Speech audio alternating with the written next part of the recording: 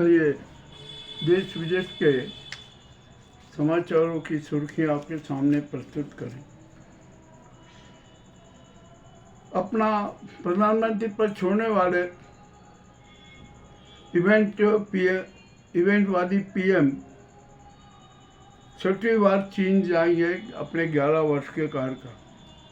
वहाँ जाकर क्या करेंगे अभी कुछ कहना नहीं, वह बहाना सिक्कों की बैठक का है, किंतु वह चीनी उद्योगपतियों को उनको भारत में निवेश करने के लिए जरूर प्रेरित करेंगे। और हो सकता है कि एफडीआई जो अभी 24% की बात है ना, वो 50% तक कर दे और भारत में ज़मीन देने की भी बात कर दे। और हो सकता है कि वो चीन के लिए और लाल कारपेट भी बिछा सकते हैं। अभी अभी समाचार आया है कि पुतिन और ट्रंप में जल्दी ही मुलाकात होगी, विचार विमर्श होगा कि क्या है क्या नहीं है, क्या करेंगे। देखते हैं कब मुलाकात होती है। और गाजा में तो नाहू का नरसंहार जारी है, समूचा विश्व धिक्कार रहा है। अभी अभी समाचार आया कि नाहू और वहाँ के आईडीएफ चीफ के बीच बड़ा विवाद हो गया। आईडीएफ चीफ ने नाहू की आलोचना की। नाहू नाराज हो गए और वो बोले कि अरे युद्ध के समय में आप मुझसे विवाद कर रहे हैं, ये कर रहे हैं। अरे अब तो इजराइल की जनता भी नाहू के खिलाफ हो चुकी है, अब उसके बारे में क्या कहें क्या नहीं कहें, जो भी होता है ना सब हो रहा है। ये जो और नाहू को तो सज़ा मिलना है ही, ये भी तय है। अब चुनाव आयोग घुटने पर आ चुका है और वो सच स्वीकारने को तैयार ही नहीं। अरे जो है ना, सच स्वीकार लो कि हाँ इसी प्रकार की गड़बड़ियाँ हुई थी, परंतु आप तो झूठ और जुमलेबाजों की फौज के सिपाही हो ना, उनके बंधुआ मजदूर हो, उनके गुलाम हो, आप सच्चाई कैसे स्वीकार कर लोगे। राहुल गांधी ने तो हरियाणा, महाराष्ट्र के और दिल्ली और के सबके चुनावी घोटाले उजागर कर दिए। आप ये बताइए कि 6 माह में महाराष्ट्र में 40 लाख मतदाता कैसे बढ़ गए, ये सबसे बड़ा अपराध है। अब यहाँ पर एक बड़ी विचित्र बात सामने आ रही है। महाराष्ट्र में ये नाजी गुजराती गैंग है ना, वहाँ पर फूट डाल रही है, फूट डालने का काम कर रही है।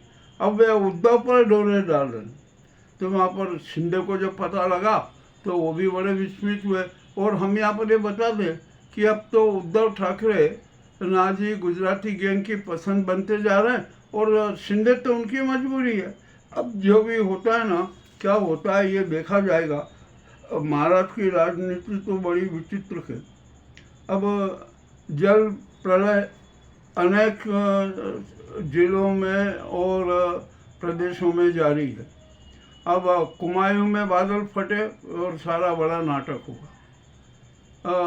उत्तराखंड में जो चमोली और उधर जो हुए ना, अब ये बात आ रही है कि ये बादल फटने से नहीं, जो ग्लेशियर फटा वो टूटा ना, उसके कारण ये पूरा नाटक हुआ और भारी जश्न हुआ। और यहाँ पर लगभग 500 से अधिक लोग गायब हैं। अब शव खोजे जा रहे हैं, क्या हो रहा है क्या ठीक। अब यहाँ पर कश्मीर में एक बड़ा हादसा हुआ। 18 सैनिकों को ले जा रहा एक वाहन सड़क दुर्घटनाग्रस्त का शिकार हो गया। उसमें लगभग 18 जवान थे और उसमें 3 जवानों की मौत हो गई और 5 की हालत गंभीर है। अब क्या कर सकते हैं, मजबूरी है। जो भी होता है वो तो प्रकृति का जो कोप है, उसको कोई कुछ कह नहीं सकता। और अब यूपी में प्रयाग के बाद बदायूं में भी जल कहर के दर्शन हो रहे हैं। मजा कुछ समझ में नहीं आ रहा है क्या हो रहा है क्या नहीं हो रहा है। और बिहार में प्रदर्शन कर रहे छात्रों पर पुलिस ने बर्बरतापूर्वक लाठीचार्ज किया। क्या होगा क्या नहीं होगा ये तो है। अब यूपी में स्वामी मोर के ऊपर हमला किया। हमलावर करने वाले हमलावर बोला कि क्या पता है आपको कह रहे आप सनातन धर्म को बदनाम कर रहे हो इसलिए हमला किया, परंतु स्वामी मोर के समर्थकों ने जमकर उस हमलावर की पिटाई कर दी। अब यहाँ पर आदित्यनाथ भयंकर संकट में थे और इतना संकट घेरा गया है कि आदित्यनाथ को त्याग पत्र देना पड़ेगा। क्या हुआ कि जो राज्यपाल आनंदीबेन है और अमित शाह ये एकजुट हो गए और उन्होंने कहा कि आदित्यनाथ को निपटाना है, किसी भी तरीके से निपटाना है, कुछ भी करके षड्यंत्र पूर्वक किसी भी तरीके से निपटाना है। आदित्यनाथ निपट जाएंगे, उनको त्याग पत्र देना पड़ेगा। सही। अब आदित्यनाथ भी जो है ना पहले धोत देकर सीएम बने थे, अभी वो पीएम की रेस में है, तो अमित शाह उसको कैसे जिंदा रहने देंगे। तो उन्होंने कहा कि इसको कर रास्ते का कांटा हटाओ, ये मेरे लिए बाधक बन जाएगा। ठीक है, अब जो होता है, परंतु आदित्यनाथ चुप नहीं बैठे, उन्होंने ऐलान कर दिया कि मैं नई पार्टी बनाऊंगा, मैं नई पार्टी बनाकर चुनाव लड़ूंगा और ये इस नाजी सरकार को किसी भी कीमत में तगड़ा जवाब दूंगा। और यदि आदित्यनाथ ने अलग पार्टी बनाकर चुनाव लड़ा ना तो भाजपा की बड़ी फजीहत होगी। अब यहाँ पर बांके बिहारी मंदिर का अब विवाद चल ही रहा। न्यायालय ने फैसला कर दिया कि बांके बिहारी मंदिर का प्रबंध जो इसका ट्रस्ट बनेगा ना वो न्यायमूर्ति होगा, सेवानिवृत्त न्यायाधीश उसका प्रबंधक होगा। परंतु उसके साथ एक शर्त आ गई और बड़ी अजीब सी शर्त है कि वही जज उसका प्रबंधक बनेगा जो सनातनी हिंदू हो। अरे भैया, अब तो आप हिंदुओं में भी वर्गीकरण करने लगे, सनातनी हिंदू, नाजी हिंदू, उन्मादी हिंदू और जो मतलब सामान्य हिंदू और जो कुछ थोड़े बेचारे जो आत्मचिंतन करते हैं ना वो आत्मचिंतक हिंदू, कुछ जो भगवान के जो आत्मिक श्रद्धा के भाव से देखते हैं ना वैसे हिंदू। वाह क्या बात है, आप तो अब हिंदुओं को भी अब इतने खेमों में बढ़ गए, हिंदुओं का भी वर्गीकरण हो गया। ठीक है, जो भी हो रहा है सब अच्छा हो रहा है।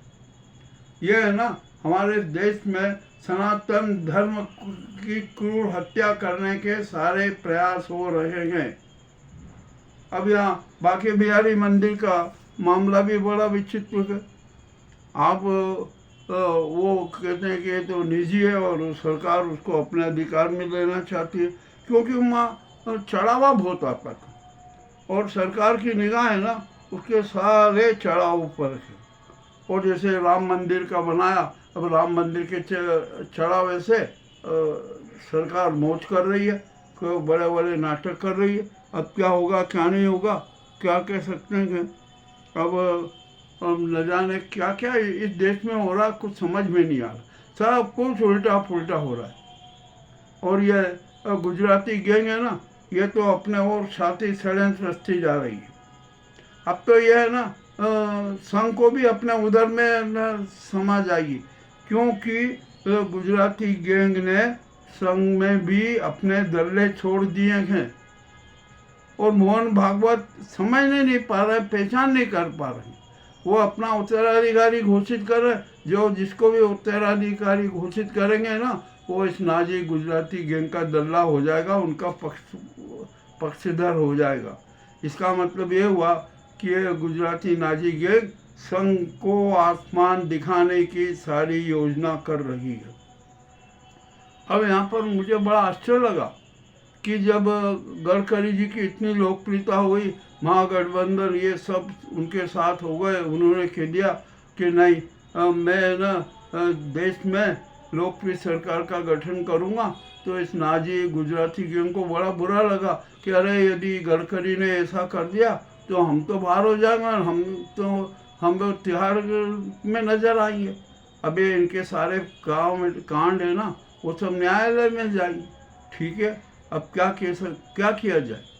मोहन भागवत जी को हम तो कब से सचेत कर रहे हैं कि मोहन भागवत जी जरा समझ लीजिए, देख लीजिए, आप जिनमें विश्वास करते हैं उनका इतिहास भूगोल जान लीजिए। किंतु मोहन भागवत जी ने भी अंधविश्वास अपने इन तथाकथित राष्ट्र भक्तों और संघ भक्तों में किया, उसका परिणाम भी अब उनको भुगतना पड़ रहा है। अब ये तो हालत है हमारे देश की। और यहाँ तो विश्वास का संकट बहुत तगड़ा है। कोई यहाँ पर विश्वास नहीं, हर चेहरे पर मुखौटे लगे और मुखौटेबाजी सब सामने आते रहेंगे। अब क्या किया जाए, इसका उपचार किया।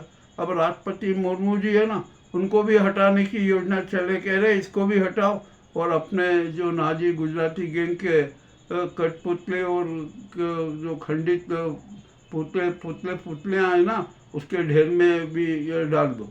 मगर वो राष्ट्रपति मुर्मू है ना, इस बार थोड़ी सतर्क हो गई। वे नाजी गैंग के चक्रव्यूह में नहीं फंसी और उन्होंने तो अब संकल्प कर लिया है कि यदि नाजी गैंग ने ज़्यादा उत्पात मचाया ना, तो वे देश में राष्ट्रपति शासन लागू कर दी।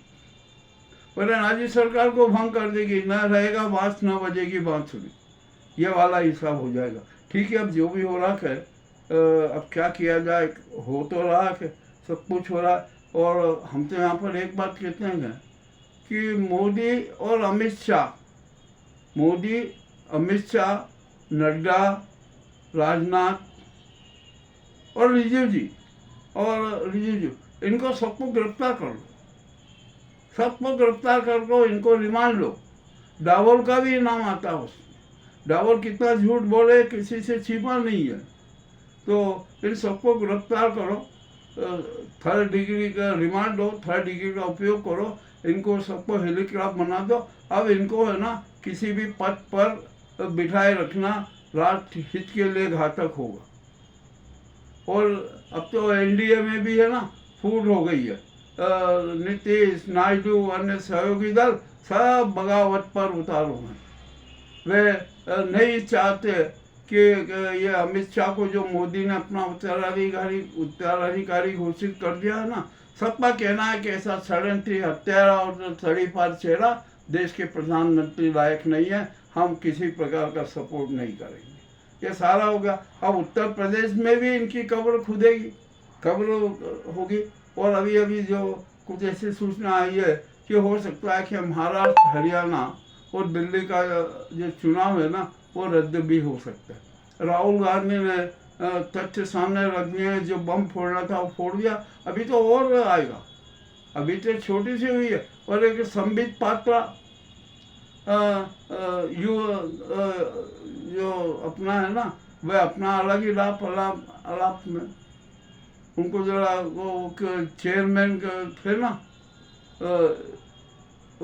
उस समय उन्होंने कितना सरकार का माल खाया, बहुत अच्छी बात है भाई, वेतन के रूप में लिया, मोटा माल लिया, तो वो तो भक्ति है। और अब उनकी आवाज़ में दम भी नहीं है, वो तो पूर्वाग्रह आदमी है। ये सुधांशु त्रिवेदी जो है ना, ये क्या बकवासबाजी करते हैं, इनका कुछ समझ में नहीं आता। कभी क्या कभी वो। अब वो कह रहे हैं कि जो पंडित इंदिरा गांधी की जो ये विरासत है ना, ये बूढ़ी हो गई। अरे बूढ़ी कहाँ से हो गई? राहुल आपको बूढ़ा लग रहा है? आप चप्पे जितने भी आपके भाजपा में चिंटू है ना, उनसे सबसे ज़्यादा हेल्दी, स्वस्थ और सक्रिय और विद्वान है। और अब मोदी जी भी फंस गए, उनको अपनी डिग्री बताना होगी, कॉलेज का नाम बताना होगा। यदि नहीं बताया ना तो उनके खिलाफ भी कार्रवाई हो जाएगी, वह हमेशा के लिए चुनाव लड़ने से अयोग्य घोषित हो जाएगी। और मोदी जी राष्ट्रपति नहीं बन सकते, यह हम बांध लिख के दे देते हैं, वो चाहे जितना प्रयास कर ले।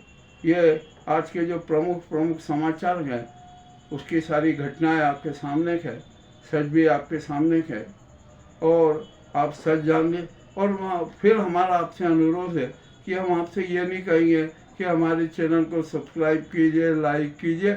हमारा तो आपसे एक ही अनुरोध है कि आप हमारे समाचारों के साथ भावनात्मक रूप से जुड़े रहें।